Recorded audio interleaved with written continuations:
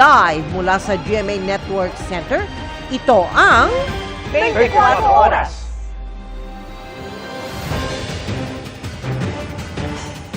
Magandang gabi po, Luzon, Visayas at Mindanao. Ilang araw bago ang bagong taon, nasawi ang isa sa 7 nasaktan sa pagsalpok ng isang SUV sa loob ng isang bangko sa Quezon City. Nahulikam ang pagharurot at ilang beses na pag-atras-abante ng sasakyan.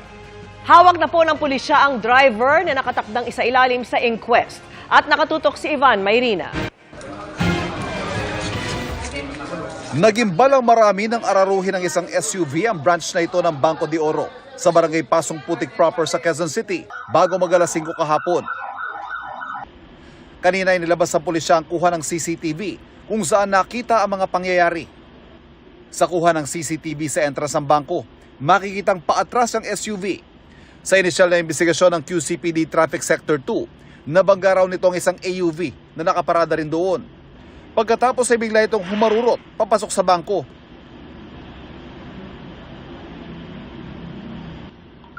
Sa kuha naman ng CCTV sa loob ng bangko, makikitang biglang napatay yung ilang teller nang humarurot papunta sa kanila ang SUV. Ang isang kliyente, napasandal na lang sa pader at naipit sa gilid ng sasakyan. Umatras ang SUV pero biglang umabante ulit. At tuluyan itong nawasak ang mga counter. Nag-atras-abante pa ulit ang SUV. Umuusok na noon ang SUV nang muling umatras. Paglabas ng dalawang sakay ng sasakyan, sira-sira ng paligid at 7 ang sugatan. Agad silang dinala sa ospital. 4 na kliyente, 2 empleyado ng bangko at isang security guard. Ang isa sa mga kliyente, nasawi sa ospital kaninang hating gabi. Ang 4 po sa kanila ay nakalabas na ng ospital at ang 2 ay kasalukuyan pa rin naka-confine. Nasa kustodiya ng pulisya ang lalaking driver ng SUV. Pumayag siya magbigay ng pahayag pero humiling na huwag namin siyang ipapakita.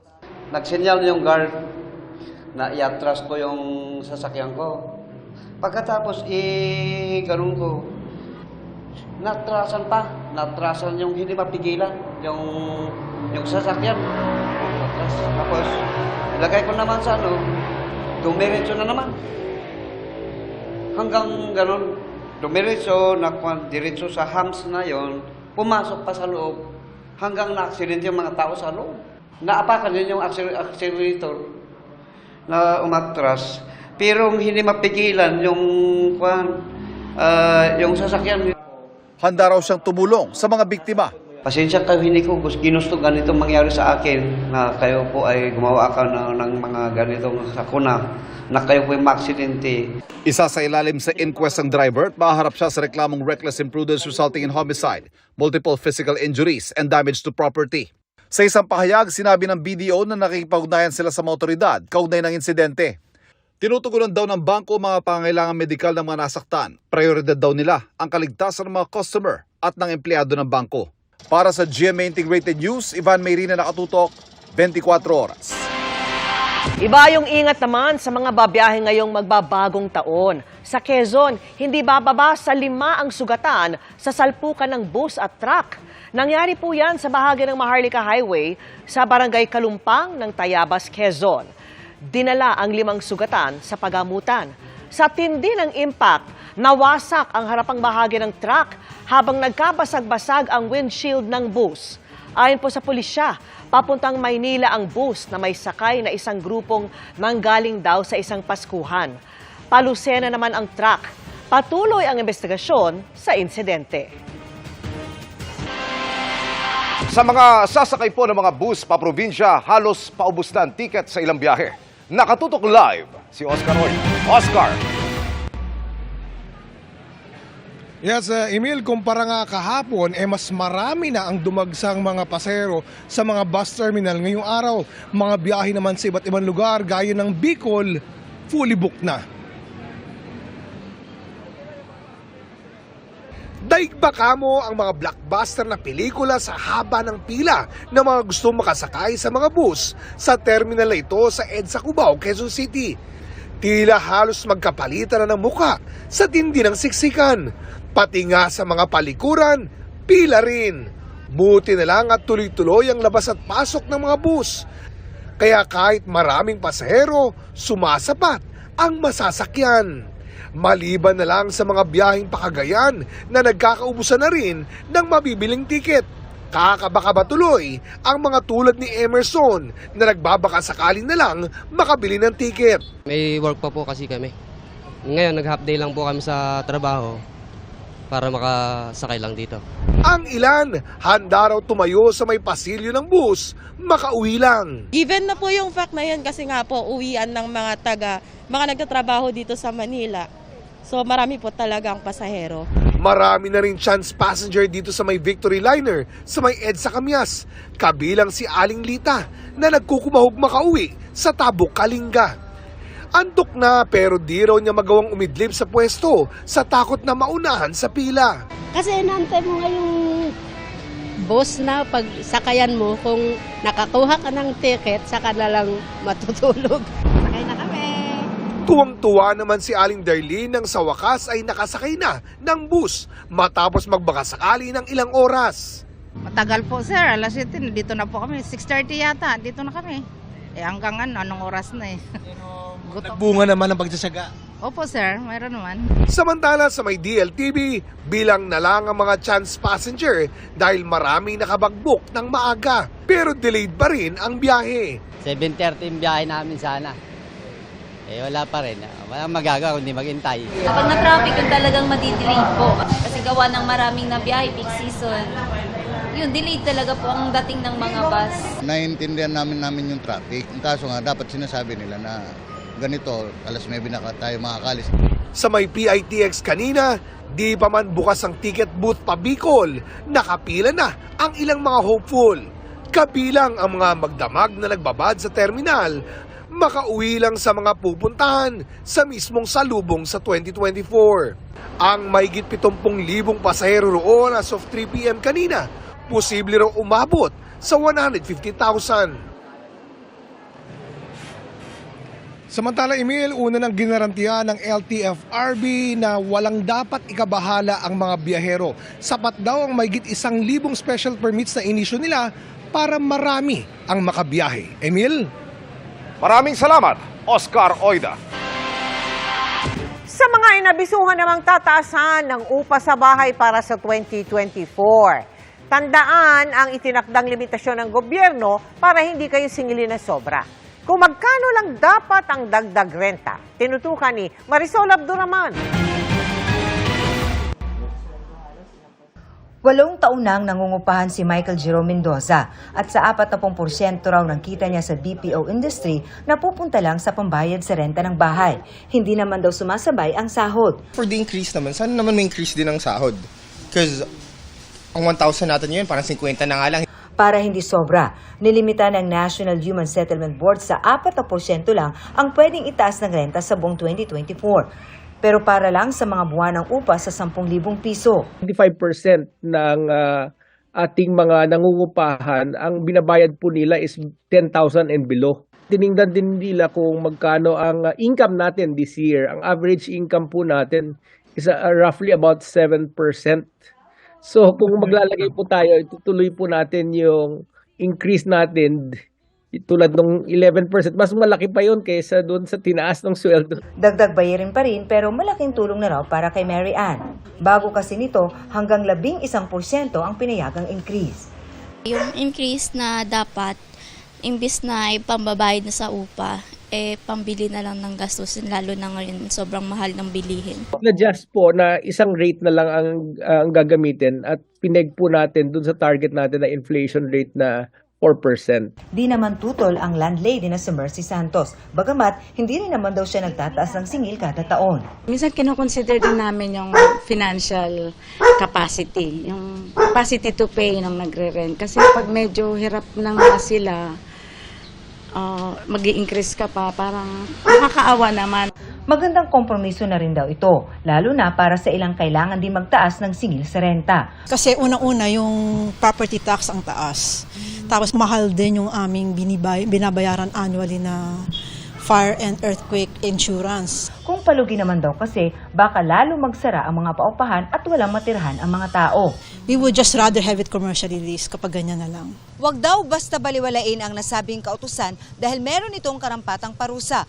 Multa na hindi bababa sa 25,000 pesos hanggang 50,000 pesos at pagkakakulong ng hindi bababa sa 1 buwan hanggang 6 na buwan sa sinumang lalabag. Para sa GMA Integrated News, Marisol Abduraman, nakatuto 24 oras. Update na po tayo sa mga ospital kung saan dumarami na po ang pasyenteng napinsala ng paputok. Pero bukod dyan, pati pala paningin at pandinig, posibleng mapahamak. At yan po ang tinutukan live ni Sandra Aguinaldo. Sandra. Yes, Vicky, nadagdagan nga ng isa ang isinugod dito sa Jose R. Reyes Memorial Medical Center dahil sa paputok. Tiniyak naman po ng ospital ang kanilang kahandaan, lalo't 2 tulog na lang, sasalubungin na ng mga Pilipino ang bagong taon. Isa pang pasyente ang nadagdag sa listahan ng Jose R. Reyes Memorial Medical Center ng firecracker-related injuries. 10 na ang nilapatan ng Lunas dito na may kaugnayan sa paputok mula December 21. Pawang minor injury ang kanilang tinamo, karamihan nagkaroon ng burn o paso. Ang pinakahuling pasyente, mata ang idinaing nang dumating sa emergency room. Napuwing daw siya matapos may magpaputok. Meron daw po nagpaputok sa tabi niya, then nandun siya sa mismong malapit lang po doon sa vicinity, then nakaramdam siya ng pagtama sa mata. Nakauwi na ang pasyente matapos matingnan ng doktor. Sa datos ng ospital, sa 10 isinugod doon, 7 ang passive o hindi sila yung mismong nagpaputok. 3 naman yung nagsabing aktibo silang kabahagi ng pagpapaputok. Karamihan sa 10 lalaki at menor de edad. Ang Gat Andres Bonifacio Memorial Medical Center sa Tondo, Maynila, handa na rin sa inaasahang pagtaas ng firecracker-related injuries. May 7 biktima ng paputok na raw na dinala roon sa mga nagdaang araw. Nagbabala naman ang Department of Health na maaari ding makapinsala sa pandinig ang paputok. Umaabot daw kasi sa 140 hanggang 150 decibels ang tunog nito. Ang tunog ng normal na pakikipag-usap ay 60 decibels lang at 120 decibels naman ang tunog ng sirena. After nung pinaka-event, nakaramdam ka ng pain, ear pain, nagkaroon ka ng parang dullness ng pagparinig mo, and especially kung meron ka narinig na parang ringing sound. Paalala ng JRRMMC. Meron tayong mga headphones na merong noise cancelling, pero kung sa bahay lang, pwede ka naman gumamit lang ng mga, bumili ng mga earplugs. Don't attempt na maglagay ng mga cotton balls sa loob ng ears. So pwede po talaga yun pumasok sa loob, accidentally. Avoid na lang po yung pinaka-loud areas. Vicky, ayon dito sa pamunuan ng ospital, inaasahan nila dahil dun sa kanilang datos, taon-taon, binalikan nila yan, ang talagang petsa raw na maraming isinusugod dito dahil sa paputok ay December 31 at saka January 1 po. Yan muna ang pinakahuling ulat mula dito sa JRRMMC. Vicky? Maraming salamat sa iyo, Sandra Aguinaldo. Sinuyod naman ng PNP at lokal na pamahalaan ang mga tindahan ng paputok sa Bocaue, Bulacan. Pero may iba pa raw dapat tutukan. Nakatutok live si Chino Gaston. Chino! Emil, bukod sa mga gumagawa at nagbebenta ng illegal na paputok, dapat din daw mahuli ang mga supplier nila ng raw materials gaya ng mga chemicals sa paggawa ng pulbura. Kung mga ibinebenta lang sa mga pwestong ito sa Bocaue, Bulacan ang pag-uusapan, pasado raw sila batay sa inspeksyon ng PNP Chief at Gobernador ng Bulacan. Pero paano ang mga hindi rito ibinebenta? Lalo yung sobrang lakas, kaya illegal, o ibinebenta online, kaya hirap mamonitor. Patuloy rin silang hinahanap ng pulisya. May mga online sellers na nga, nahuli ang PNP kamakailan. Kinakausap na rin ang mga kilalang online selling platforms maging ang courier services kung saan pinadadaan ang bentahan. Yung local government units din may effort din in coordinating with this yung tawag natin yung cargo forwarders natin. May mga nakausap na sila dyan. Tayo rin nag-coordinate din. Also, kasama sa mga efforts natin dyan, ang law enforcement, yung mga entrapment operation. Mapakadali pagka mga nag-deliver lang eh. Madali, hindi natin may inspect yun eh. Kung ano yung dala nung nag-deliver, kung pagkain ba yun o paputok ba yung dala. Kaya nga nagpaipitang tayo sa PNP natin. Pero sa tingin ng mga local fireworks manufacturers, kailangan tutukan din kung saan nagmumula ang materyales gaya ng imported na pulbura at bakit ito nakakarating sa mga illegal na gumagawa. Nakakatapagtaka at kanina po na-mention, pati sa mga online nakapagbebenta po sila ng illegal chemicals. Sa huling dala ng Department of Health, 76 na ang bilang ng firework-related injury sa bansa. Nangunguna sa mga listahan ng mga paputok na nakapaminsala ang Boga, 5-star, Quitis, Piccolo, Plapla, Whistle Bomb at ang pailaw na luces. Emil, bukod sa mismong pinsalang dulot ng pagsabog ng mga paputok ay babala rin ng DOH na may masamang epekto din sa pagdinig ng tao ang paputok, no? Lalong-lalo na kung sobrang lapit daw at lakas ng mga ito. Emil. Maraming salamat, Chino Gaston. Agahan din kung manggagaling sa NAIA ang biyahe. Dagsa roon, hindi lang ang mga paalis, kundi ang mga nagbabalik bayan. Nakatutok live si Ian Cruz. Ian.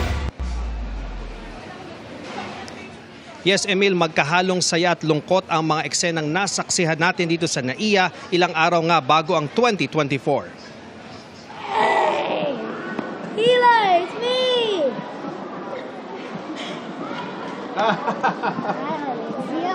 Nasurpresa ang 6 na taong gulang na si Eli nang yakapin siya ng pinsang si Ivo. Halos 1 taon silang hindi nagkita dahil nag-migrate sa Australia sina Ivo. Sinurprise namin siya.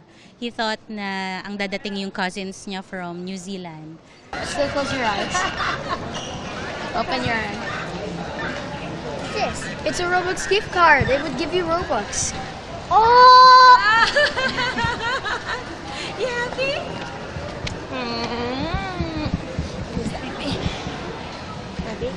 Sunod-sunod ang mga ganitong tagpo ng pananabik sa NAIA Terminal 3. Tulad ng Swiss na si Sebastian na na-miss ang pinay-fiancé niya si Jennifer Munoz itong Pasko. Kaya babawi raw sila sa salubong sa 2024. Sobrang saya ko kasi matagal na rin kami. Tsaka may alitan din kami pero nagkakasundo din naman. To meet my girlfriend. Okay. I like this country. Sa departure area, sinulit ng ilan ang mga huling sandali bago sila magkawalay. Tulad ng 11 skilled workers na babalik sa trabaho nila sa isang power plant sa Israel kahit pa patuloy ang giyera doon ng Israel at Hamas. Mabigat, malungkot, pero wala tayong magagawa. Hinihingi ng pagkakataon eh. Para po sa pamilya, alam niyo naman ang hirap dito ng buhay sa atin sa Pilipinas. Kailangan nating magsakripisyo kahit mag-New Year, kailangan nating umalis. Paano ngayon? Hindi na kayo makakapagpaputok doon. Dito lang sa Pilipinas. Marami yung paputukin doon. May 9 na Pinay ding first time naman magtatrabaho bilang maintenance crew sa Saudi Arabia. Kabilang si Hazel na magsasakripisyo para sa amang may sakit. Wala naman pong ibang tutulong. Ilang taon na kontrata niyo? 2. Kaya mo sila? Oo naman po. Para po sa kanila. At si Shaira na misyong pag-aralin ang kapatid. Wala naman pong hindi kayang tiisin basta para sa pamilya. Pero marami ring aalis muna para lang magbakasyon tulad ni Maria Rhea Sikitin at 15 niyang kaanak na magbabagong taon sa Hong Kong. Walang kami ng murang ticket and accommodation kasi malayo pa lang binook na namin eh. Tapos 16 pa kayo, ang saya niyan. Yes, ang saya-saya talaga.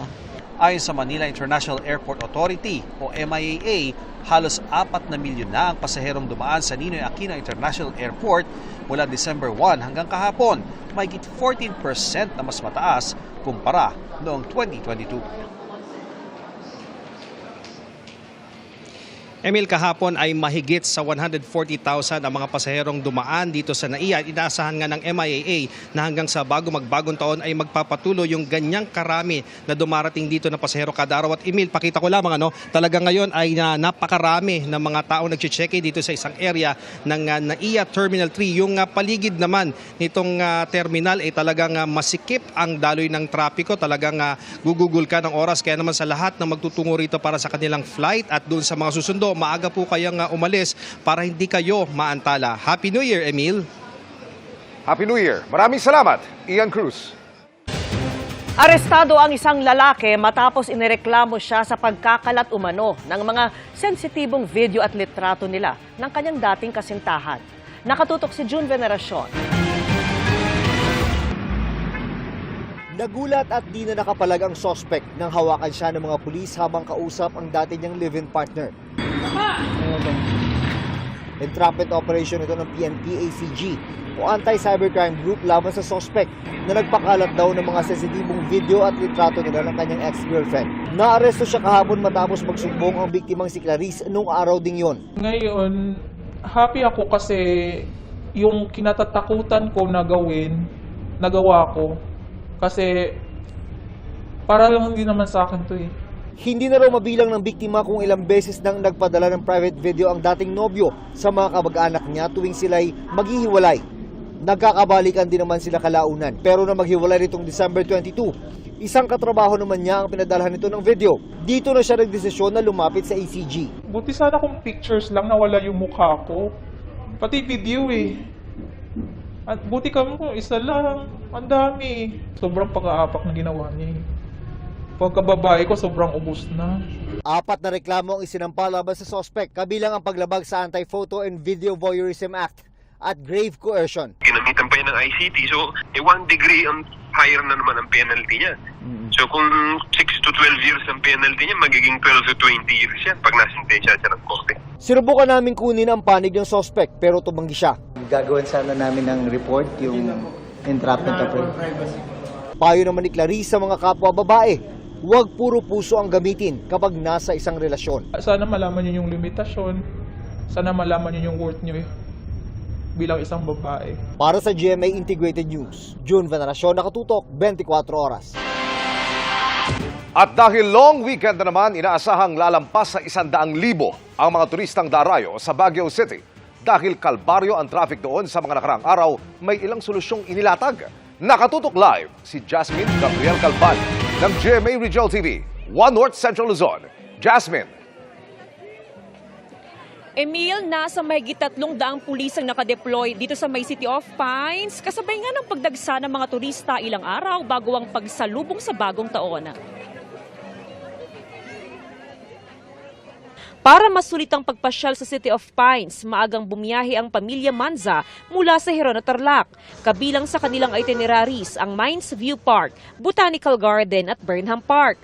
First stop ng pamilya ang Lion's Head sa Cannon Road na patunay raw na nakarating at nakapasyal sila sa Baguio City ngayong holiday season. Todo picture din sila suot pang ipinagmamalaking Cordilleran costume. Baguio is Baguio. Best experience.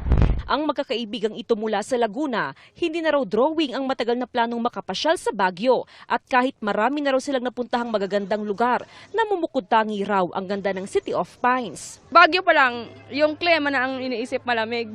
Tsaka mga view. Ilang araw bago tuluyang mag-say goodbye sa 2023, marami pa ring turista ang humahabol na makapasyal doon.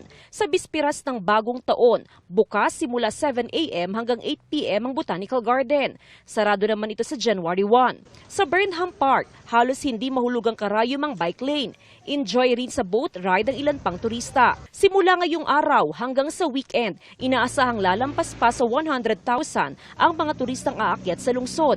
Sa ngayon, maghapon pa naging maluwag ang daloy ng trapiko paakyat. Malaking tulong ang pansamantalang pagbubukas ng Cannon Road sa mga motorista. Ganon din ang implementasyon ng bakasyon lane sa Marcos Highway. Ilang paaralan din sa syudad ang binuksan para pansamantalang gawing parking area dahil sa problema pa rin sa paradahan. kabilang ang Baguio City National High School at Manuel L. Quezon Elementary School sa mga binuksan. Nakikipag-coordinate yung ating traffic enforcement unit of the Baguio City Police Office at ang city government. Totally hindi naman ginagamit ngayong holiday season, ay bukas muna sa commuters.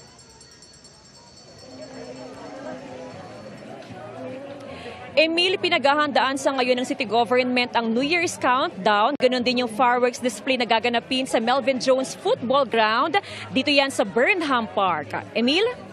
Maraming salamat, Jasmine Gabriel Galvan ng GMA Regional TV, One North Central Luzon. Tatawid na naman ang taon ng paghahanap sa mga nawawalang sabungero. Ang Justice Department, kikwestiyonin daw ang pagpayag ng korte na makapagpiyansa ang mga akusado sa pagkawala ng 6 na sabungero sa Manila Arena. Nakatutok si Salima Refran. Kwe-questionin ng Justice Secretary ang pagpayag ng Manila RTC Branch 40 na makalaya ang 6 na akusado sa pagkawala ng 6 na sabungero sa Manila Arena. Pinagpiyansa sila ng tig-3 milyong piso para sa 6 na counts ng non-bailable na mga kasong kidnapping at serious illegal detention. The courts might be overstepping its bounds in granting bail for a crime that is akin to mass murder. We're talking about 34 victims here. We will be filing the necessary certiorari cases for grave abuse of discretion against the judge who issued the bail. Dagdag pa ng kalihim, crimes against humanity ang akusasyon sa kanila. 34 people have been unaccounted for up to now. We have not seen the remains of these people who have disappeared. Desaparecido, this is an international, it's a crime against humanity what happened. And the court should not take this lightly. Kahit kasi para lang sa pagkawala ng 6 na sabungero sa Manila Arena ang mga kaso kung saan sila nakapagpiyansa, iniimbestigahan na ang koneksyon ng mga akusado sa pagkawala rin ng iba pang sabungero. Pupulungin muli ni Remulla ang mga pamilya ng mga nawawala sa Enero, kasama ang NBI, PNP at mga prosecutor. Ngayon lang muli humarap sa media si Remulla matapos abisuhan ng kanyang mga doktor na magpahinga. Pinasinungalingan din niya mga balitang inatake siya sa puso at naratay sa ospital. I was never in the ICU. Wala eh. Kalokohan yun. That's the political propaganda of some desperate people. Para sa GMA Integrated News, Salima Refran, nakatutok 24 oras. Bawal pa rin ang paputok sa Davao City pero tuloy ang bagong taon. Ang diskarte nila, alamin po sa live na pagtutok ni Argel Relator ng GMA Regional TV 1 Mindanao. Argel. Vicky, hindi nga magpapahuli ang Davao City sa pag-iingay kahit na bawal ang paputok. Highlight ng salubong sa 2024, ang Torotot Competition. Mahigit 2 dekada ng bida ang Torotot tuwing bagong taon sa Davao City mula nang ipasa ng City Council ang total firecracker ban noong taong 2002. Pero lalo naman noong 2014 nang ilunsad ang Davao Torotot Festival na nahintulang noong pandemya. Sa pagsalubong ngayong taong 2024, ibabalik ito bilang isa sa mga segments ng paghinugyaw o ang masayang New Year Countdown na isasagawa sa Rojas Avenue sa darating na linggo simula alas 6 ng gabi. Highlight ng programa ang Giant Torotot Competition na may habang 4 hanggang 8 feet. Inaasahan ang mga contingents mula sa mga barangay, private designers, craftsmen at artists sa loob at labas ng Davao na magpapagandahan ng disenyo ng Torotot. Kabilang din sa criteria na lakas ng tunog nito kapag hihipan. 50,000 pisong cash ang mapapanalunan ng grand winner. Maliban sa Torotot Competition, makikisaya ang iba't ibang banda, DJs at iba pang entertainers. 300 pulis ang magbabantay ng seguridad. Mahigpit din nilang tinitiyak na walang makakalusot na anumang klase ng paputok sa lungsod. I-remind natin talaga, maputokan ka, mapapailan ka pa ng kaso kasi bawat talaga dito sa Davao City ang firecracker. Vicky, zero casualty ang naitala nitong Pasko at yan din ang target ngayong pasalubong sa bagong taon, kabilang para sa mga firecracker-related injuries. Vicky. Maraming salamat sa iyo, Arjun Relator ng GMA Regional TV 1 Mindanao. At Chika Minute na po mga kapuso at makakasama ulit natin para maghatid ng latest sa showbiz happenings si Sparkle star Bianca Umali. Bianca! Thank you, Miss Vicky, at happy Friday, chikahan, mga kapuso. Mapapanood na sa halos 100 sinehan nationwide ang MMFF Best Picture na Firefly. Bukod sa cast at crew, proud din sa pelikula ang mga Bicolano sa pagtampok nito sa ganda ng rehiyon. Yan ang chika ni Aubrey Carampel. Ramdam na ramdam pa rin ang suporta ng mga Pinoy sa mga pelikulang kalahok sa Metro Manila Film Festival. Isa sa pinag-uusapan ay ang MMFF 2023 Best Picture and Best Screenplay na Firefly na obra ng GMA Pictures at GMA Public Affairs. Ngayong araw patuloy na nadadagdagan ang bilang ng mga sinehan na nagpapalabas ng Firefly tulad sa Bacolod, Tacloban, Rojas at Naga. Pati sa Tugigaraw, Iloilo, Daet, Butuan at Cagayan de Oro City. Sa Trinoma, pamilya ang nanonood ng Firefly. Mayroon ding nag-movie date gaya ng mag-asawang Jonel at Tess. Nalaman namin ng Best Picture ito eh. Nalaman namin kaya congratulations to GMA. At saka tao dito in support of the Filipino movies. Ang mga nanood na kabataan, marami raw napulot na aral. Hindi mo kailangan sumuko kapag may pangarap ka. Sobrang na-touch po ako kasi sobrang family-oriented po ng story. Importante yung mga pangarap sa buhay, lalo na dun sa bata. Maganda yung story. Pero alam nyo ba na naging bahagi ng magandang kwentong ito ang ilang mga lugar sa Bicol Region?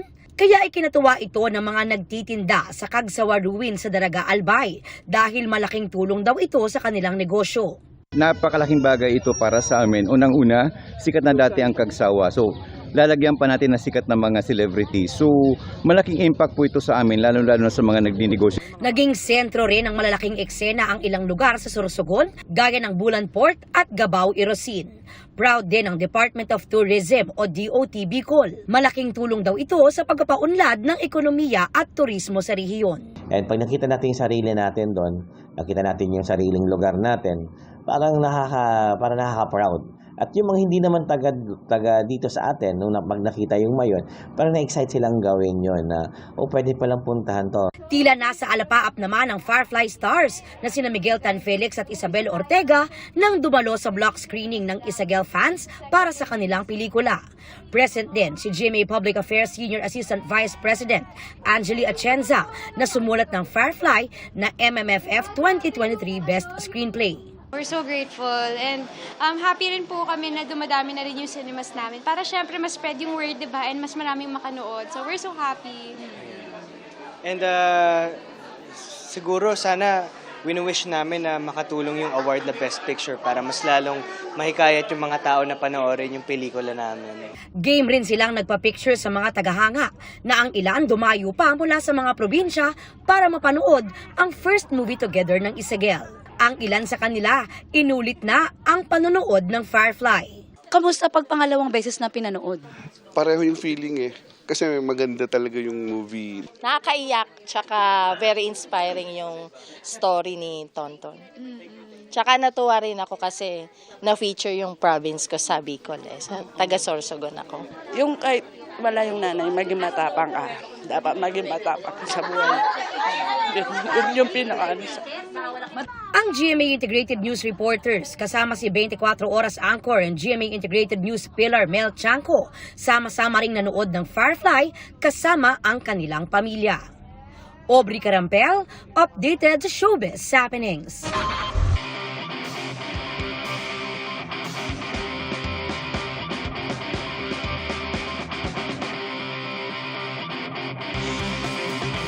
Kahit sa kainan, game-changing ang hanap natin. For Medianoche, we discovered lechon na dinagdagan pa ng karne at isang bersyon na no meat at all. Pero ang best, bite-sized lechon na hindi aabot ng 100 pesos kada serving. Babalik ka rin, bali-balik ta rin man ang oras ang baso. Kahit anong sabihin, binabalik-balikan pa rin ng marami tuwing handaan ang lechon. Nakakasawa na, paulit-ulit na. hindi nakakasawa. Pero kung gustong maiba, ni-level up pa natin ang all-time favorite. It's our year-ender episode, kaya naman bigatin ang titikman natin. Mga level up na lechon! Sarap! O, tara, try na natin! Dito sa San Juan, pina-espesyal pang lalo ang kanilang lechon na pinalamanan ng iba't ibang klase ng sausage at patatas. Tikman natin ang carnivore lechon. Kasama natin ngayon si Sir Leonard, one of the owners. And of course, Sir Manuel, isa sa mga lead na cook. Unang pinahid ang special mix ng herbs and spices, sibuyas at bawang, saka siniksik ng sausages at patatas. Through the years, we needed to innovate. Sa dami ng mga competitors ngayon. Yo! Malutong! Malasa, crunchy. Para siyang feast talaga. Sa mga nagtitipid, pwede pa rin ma-enjoy ang lasa niyan via lechon pie. 400 pesos for a box of 5 o 80 pesos lang kada isa. Nakapag-lechon ka na. Grabe, panalo! Para naman sa mga health conscious, we got you covered. Dahil ang lechon belly namang ito, vegan pala o walang karne. Yan ang Velichon, ang game-changing recipe. Ituturo naman sa atin ng vegetarian na si Renan. Ilang beses na trying and error. Kasi paano yung taba, paano yung karne niya, yung balat niya. Hanggang sa naging na-perfect na yung timpla, ginuko na. Para ma-achieve ang lechon texture, ginagamitan ito ng soba pien na gawa sa soya. Nasa lansan lang natin. Papalamigin para mairolyo at pwede na itong iprito. Presenting ang Velichon. Crispy, then yung taba, parang taba talaga siya ng baboy. Ang bawat order, nagkakahalaga ng 900 pesos. That's it mga kapuso! Cheers to the new year and more game-changing stories pagdating natin sa 2024. Para sa GMA Integrated News, ako si Martin Javier, changing the game!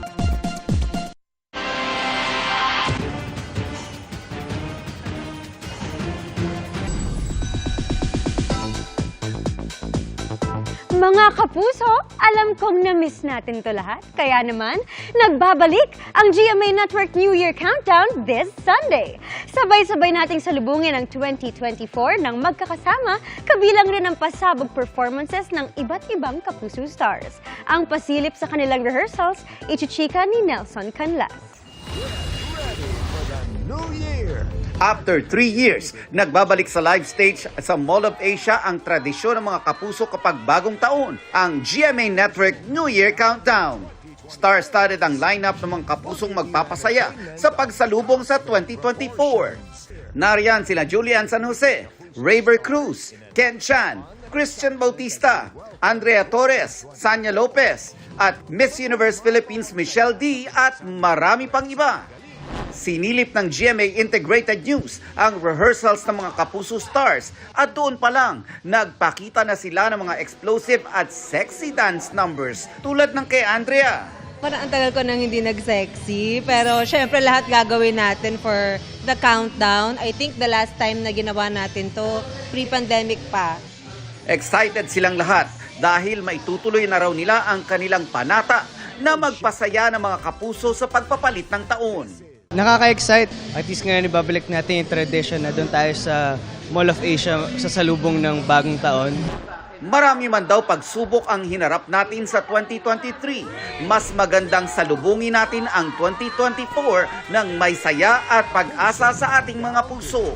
I'm just really excited. I'm expecting fun, celebration po talaga for this coming year kasi this year will be special for all of us. I am manifesting. Nako mga kapuso, abangan niyo po ang GMA Kapuso Countdown. Marami mga surprises, marami mga pasabog, marami mga performances.